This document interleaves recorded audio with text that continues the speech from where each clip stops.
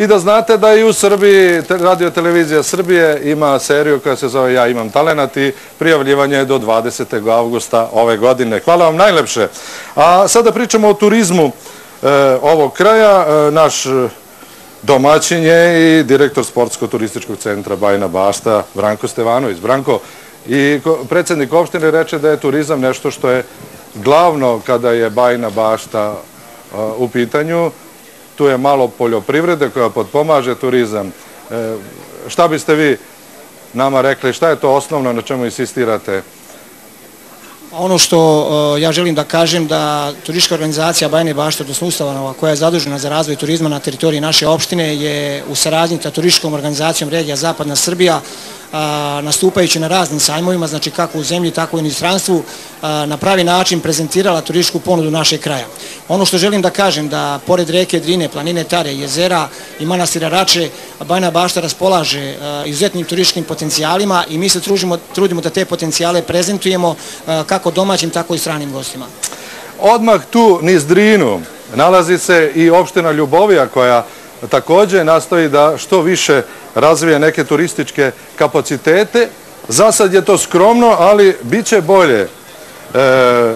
Borivoj Jakovljević, direktor i vlasnik Atomske banje i preduzeća Bonida, došao je i kupio Brione. Možda niste znali da i mi u Srbiji na Drini imamo Brione.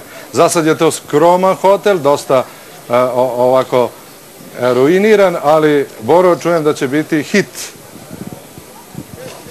Pa mi smo se potrudili da od takozvanih Briona, u narodu opšte poznatih Briona na Drini, uradimo jedan sportsko-rekreativni centar koji će sadržati, evo možemo pogledati, jedan... Kako to treba da izgleda? Zatvoren wellness, jednu gradsku plažu, teniske terene, terene za mali fudbal, odvojeni apartmanski deo. Boga mi, po ovim slikama bit će to lepa uživancija. Kada se planira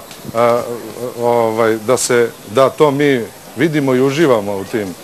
Pa sad bi poručio lokalnim samoupravama, a i ovdje u Bajinoj Bašti, pre godinu dana su predati svi projekti u Ljuboviji.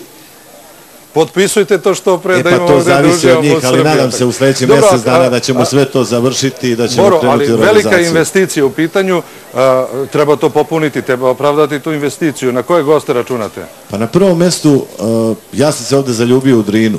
Znači, na prvom mjestu su ribolovci Pastrmka i Mladica, drugom mjestu planina Bobija, a i sama Tara, lovci. Treće, planinari Beloglavi Sup u kanjonu Trešnjice. Četvrti je sportski turizam. Peti, verski turizam zbog Sokog grada. Tako da ja mislim da će imati interesovanja za ovaj objekat. Odlično. Možete neki pelcer da kupite i od Zlatiboraca, Darko. Zlatibor je